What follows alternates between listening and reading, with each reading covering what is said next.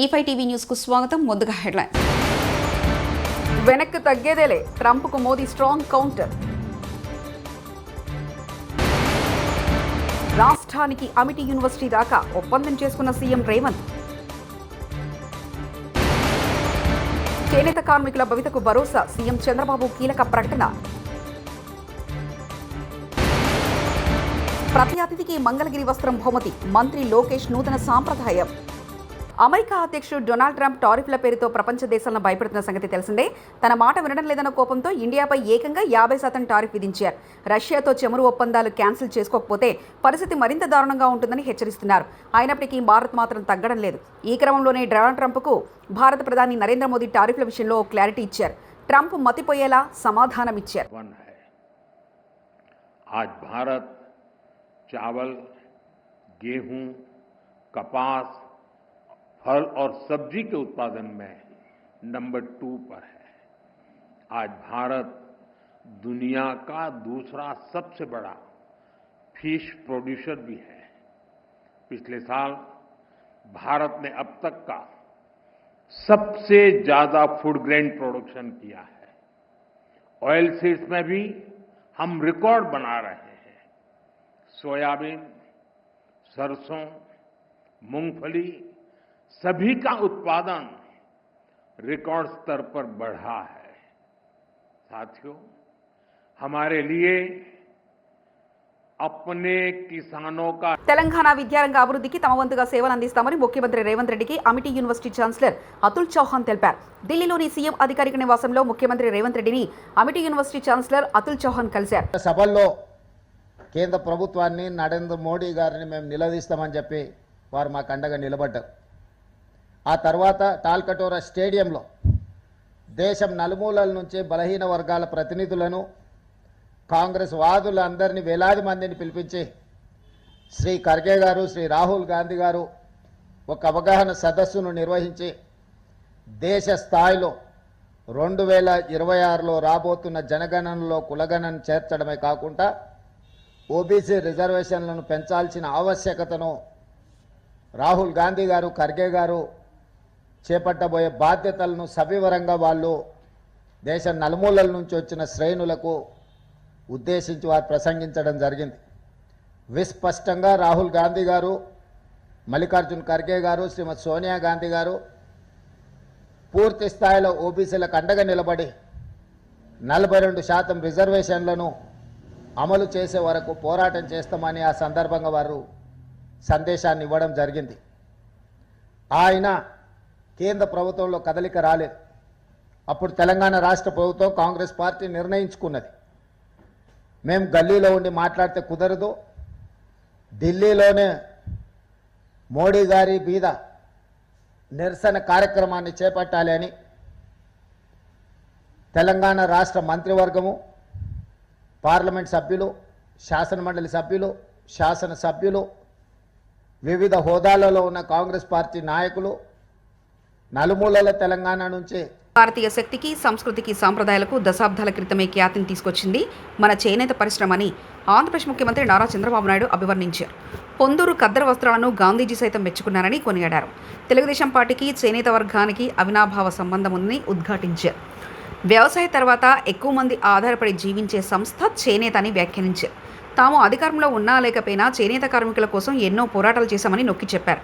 110 కోట్ల చేనేత రుణాలు మాఫీ చేశారని ప్రకటించారు సీఎం చంద్రబాబు. మీ జీవన ప్రమాణాలు పెంచడానికి ఏమేం చేయాలనో అన్నీ చేస్తారని చెప్పి మీ అందరికి హామీ ఇస్తున్నారు. Thank you. నమస్తే సార్, నా పేరు బోదాటి శ్రీనివాసరావు, మంగళగిరి రత్నాలచెరు నుంచి వచ్చాను సార్.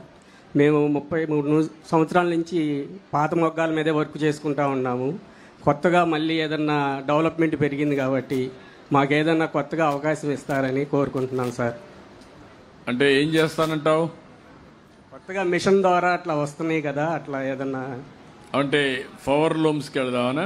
కాదు సార్, మామూలుగా దీంట్లోనే స్టాండ్ మొగ్గం మీద మిషన్లు అవన్నీ వస్తున్నాయి కదా సార్. ఓకే, దాని గురించి సార్. నువ్వు ఆధునీకరణ ఇప్పుడే నేను చూశాను, కొంతవరకు ఇక్కడ చేశారు. ఇంకా దీంట్లో ఏమేమి ఇంప్రూవ్ చేయగలుగుతాం అన్నీ ఆలోచించి అందరినీ కూడా వ్యవస్థలో తీసుకురావడానికి ప్రయత్నం చేస్తాం. మోడర్నైజేషన్లో చాలా వరకు ఒకప్పుడైతే చాలా ఇబ్బందులు పడ్డామని చిన్నప్పటి నుంచి చూశాను. మామూలు గుంతలో కూర్చునేవాళ్ళు.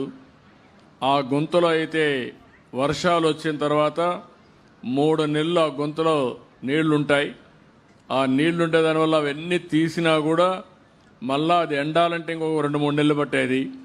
దానికి ఆ రోజు కూడా నేను ఆలోచించింది, అందరికి 25 కేజీల బియ్యం ఇస్తే మీకు ప్రత్యేకంగా 50 కేజీల బియ్యం ఇచ్చి మిమ్మల్ని ఆదుకున్న ప్రభుత్వం ఆ రోజులోనే తెలుగుదేశం ప్రభుత్వం.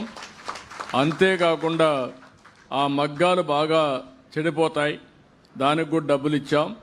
అక్కడి నుంచి మోడర్నైజేషన్ దిశగా తీసుకొచ్చాం. మీరు చెప్పినట్టన్నీ నాకు గుర్తున్నాయి.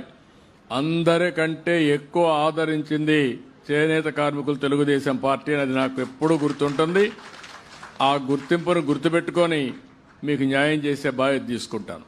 Thank you. ధన్యవాదాలు సార్. మంగళగిరిలో జాతీయ చేనేత దినోత్సవం జరుపుకోవడం అదృష్టంగా భావిస్తున్నామని ఆంధ్రప్రదేశ్ విద్యా, ఐటీ, ఎలక్ట్రానిక్స్ శాఖల మంత్రి నారా లోకేష్ వ్యాఖ్యానించారు. యువగలం పాదయాత్రలో చేనేతల సమస్యలు తెలుసుకుని వాటి పరిష్కారానికి హామీ ఇచ్చామని గుర్తు చేశారు. ఇవాళ గురువారం మంగళగిరిలో మంత్రి నారా లోకేష్ పర్యటించారు. ఈ సందర్భంగా పలు కార్యక్రమాల్లో పాల్గొన్నారు. అనంతరం మీడియాతో లోకేష్ మాట్లాడారు. ప్రతిపక్షంలో ఉండగానే చేనేతలను సొంత నిధులతో అన్ని విధాలా ఆదుకుంటూ వచ్చామని ఉద్ఘాటించారు మంత్రి నారా లోకేష్. నాలో కసి పెంచింది. ఎట్టి పరిస్థితుల్లో మరి 5 సంవత్సరాలు ఇక్కడనే పనిచేస్తాను, ప్రజలకి అందుబాటులో ఉంటానని నిర్ణయించుకున్నా.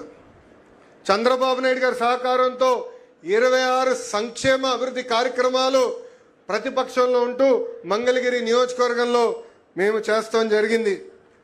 మంగళగిరిలో పద్మశాలి సోదరులకి 2 కుల వృత్తులు ఉంటాయి. ఒకటి చేనేత, రెండోది స్వర్ణకార వృత్తి. ప్రతిపక్షంలో ఉన్నప్పుడు చేనేత సోదరుల్ని ప్రోత్సహించడానికి 873 రాట్నాలు ఆనాడు ఉచితంగా అందించాం. కరోనా టైంలో చేనేతలకు అండగా నిలబడడానికి వాళ్ళు కావాల్సిన మందులు కానీ ఆక్సిజన్ సిలిండర్లు ఆనాడు అందించాం. షెడ్లో పనిచేస్తున్న చేనేత సమస్యలు నేను నేరుగా తెలుసుకున్నా. మీ బాధలు, మీరు పడుతున్న ఇబ్బందులు, మీ ఆవేదన తెలుసుకున్న తర్వాతనే ప్రతిపక్షంలో ఉన్నప్పుడు 2022లో ఈ వీవర్సాల కూడా మేము ఏర్పాటు చేస్తాం జరిగింది.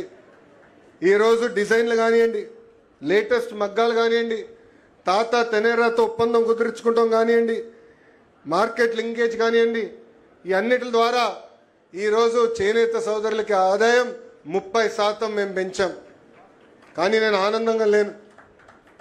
నేను ఒక లక్ష్యం పెట్టుకున్నా. హోంమంత్రిగా పనిచేసిన సబితమ్మ మీద పోలీసులు ఎగురుతున్నారు. ఐఏఎస్, ఐపీఎస్ హోదాలో ఉన్న ప్రభుత్వ అధికారులు కాంగ్రెస్ నాయకుల్లా పచ్చి అబద్ధాలు మాట్లాడుతున్నారు. మరో 3 ఏళ్లలో మేము అధికారంలోకి వస్తాం, అప్పుడు అతి చేసే అబద్ధాలాడే ఒక్కొక్కరికి హిసాబ్ కితాబ్ సెటిల్ చేసే బాధ్యత నాది అంటూ కేటీఆర్ వ్యాఖ్యానించారు.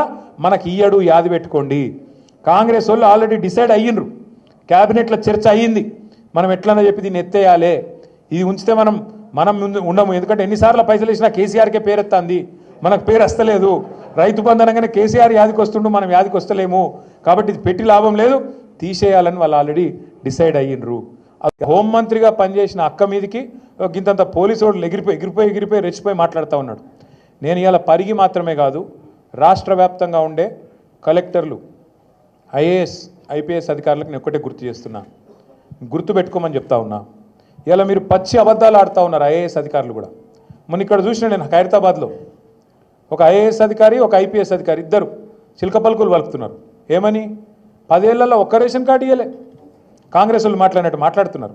నేను వాళ్ళందరికీ ఒకటే చెప్తా ఉన్నా, ఎక్కువ టైం లేదు, 2-2.5 ఏళ్లలో మళ్ళీ మేమే వస్తున్నాం. ఎవరైతే ఎగిరెగిరి పడుతుండ్రో, ఎవరైతే అతి చేస్తుండ్రో, ఎవరైతే రేవంత్ రెడ్డి కంటే ఎక్స్ట్రాలు చేస్తున్నారో వాళ్ళందరికీ నేను ఒకటే మాట చెప్తున్నా. నేను ఇదివరకు కూడా చెప్పినా, మళ్ళీ కూడా చెప్తున్నా, బరాబర్ ప్రతి పేరు రాసి పెట్టుకుంటాం, ప్రతి ఒక్కరి మాటలు యాది పెట్టుకుంటాం. ఇదివరకు లెక్క మాత్రం ఈసారి ఉండదు, అన్ని లెక్కలు హిసాబ్ కితాబ్ సెటిల్ చేసే బాధ్యత నాది. సురేంద్ర ఒక మాట. ఆంధ్రప్రదేశ్ రాష్ట్రంలో ఐటీ రంగ అభివృద్ధి కోసం కేబినెట్ ఒక పాలసీ తీసుకొని వచ్చింది. ఫ్యాక్షన్ 500 ఫోర్స్ జాబితాలో ఉన్న సంస్థలను ఆహ్వానిస్తున్నారు. వారికి కేటాయించిన ఎకరం భూమికి 500 ఉద్యోగాలు వారు ఇవ్వాల్సి ఉంది. కనీసం 3,000 మందికి ఉద్యోగాలే, అప్పుడే వారికి భూమి కేటాయిస్తాం. ఉద్దేశం ఏంటంటే రాష్ట్ర విభజనలో మనం హైదరాబాద్ ను కోల్పోయి చాలా నష్టపోయిన విషయం మనందరికి తెలిసిందే. ఐటీ సెక్టర్ లో హైదరాబాద్ బాగా డెవలప్ అయింది. మరి అంతేకాకుండా ఒక రెవెన్యూ జనరేటింగ్ సెంటర్ ని తెలంగాణ మొత్తానికి కనుక మనం తీసుకున్నట్లయితే Hyderabad revenue generating centre. So అటువంటి రెవెన్యూ జనరేటింగ్ సిటీని వదులుకొని మన రాష్ట్రం వచ్చిన తర్వాత మరి ఇక్కడ ఐటీని, సాఫ్ట్వేర్ అన్ని రంగాలను కూడా అభివృద్ధి చేసుకోవాల్సిన అవసరం ఉందని చెప్పేసి కూడా ప్రభుత్వం భావిస్తా ఉంది. అంతేకాకుండా హైదరాబాద్ లో దాదాపు 1,00,00,000 కోట్ల రూపాయలు ఐటీ సర్వీసెస్ ఎక్స్పోర్ట్స్ బిజినెస్ జరుగుతూ ఉంటే, బెంగళూరు అదే విధంగా 3-4 లక్షల కోట్ల వ్యాపారం జరుగుతూ ఉంటే మన రాష్ట్రంలో అది 5-10 వేల కోట్లు కూడా చేరుకోపోవటం ఆలోచించాల్సిన విషయం అని చెప్పేసి నేను మనం చేస్తా ఉన్నా. నేను ఈ రాష్ట్రంలో ఐటీని అభివృద్ధి చేయాలంటే పెద్ద పెద్ద సంస్థలు ఏదైతే ఉన్నాయో వాటిని రాష్ట్రంలో ఎకో సిస్టమ్ ని డెవలప్ చేసి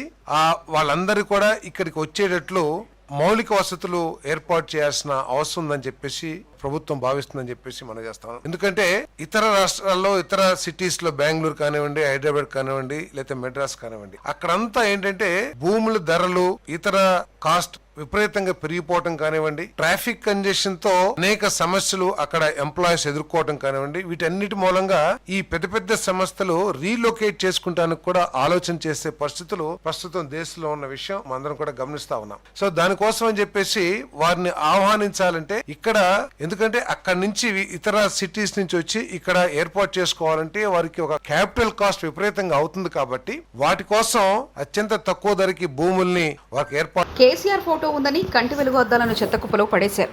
వికారాబాద్ జిల్లా కొత్తగడి దగ్గర చెత్తలో కంటి వెలుగు అద్దాలు. బీఆర్ఎస్ ప్రభుత్వ హయాంలో పేద ప్రజలకు కంటి వెలుగు ద్వారా ఉచితంగా సరఫరా చేసిన అద్దాల మీద కేవలం కేసీఆర్ ఫోటో ఉందని, దీంతో గత ప్రభుత్వ ఆనవాలు కనబడొద్దని రేవంత్ రెడ్డి చెప్పడంతో వాటిని చెత్తకుప్పలో పడేశారు అధికారులు.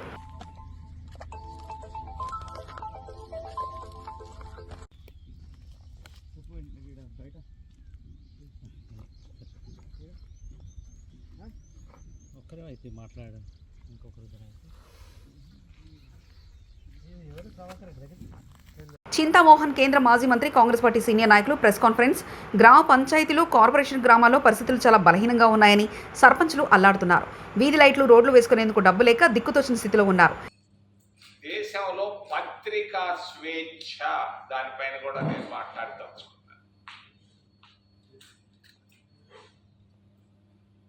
గ్రామాల్లో పరిస్థితులు చాలా బలహీనంగా ఉన్నాయి. సర్పంచులు అల్లాడుతున్నారు నిధులు లేక. బల్బు మార్చుకోవాలన్నా కూడా నిధులు లేవు, రోడ్డు వేసేదానికి అసలు లేవు. మరి కాంగ్రెస్ ప్రభుత్వం ఉన్నప్పుడు, రాజీవ్ గాంధీ బ్రతికున్నప్పుడు సర్పంచులకు నేరుగా చెక్కులు పంపించేవాళ్ళు. ఈరోజు ఆ విధానం పూర్తిగా స్వస్తి పలకడం జరిగింది. గ్రామాల్లో నిధులు లేక గ్రామాల్లో సర్పంచులు దిక్కులేని పరిస్థితుల్లో ఉన్నారు.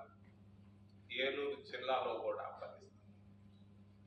మీ కార్పొరేషను మరి అధ్వానంగా ఉంది. వెనక్కి తగ్గేదేలే, ట్రంప్కు మోదీ స్ట్రాంగ్ కౌంటర్. రాష్ట్రానికి అమిటీ యూనివర్సిటీ రాక ఒప్పందం చేసుకున్న సీఎం రేవంత్. చేనేత కార్మికుల భవితకు భరోసా, సీఎం చంద్రబాబు కీలక ప్రకటన. ప్రతి అతిథికి మంగళగిరి వస్త్రం బహుమతి, మంత్రి లోకేష్ నూతన సాంప్రదాయం. ఇవి బులెటిన్ విశేషాలు. చూస్తూనే ఉండండి E5 టీవీ న్యూస్.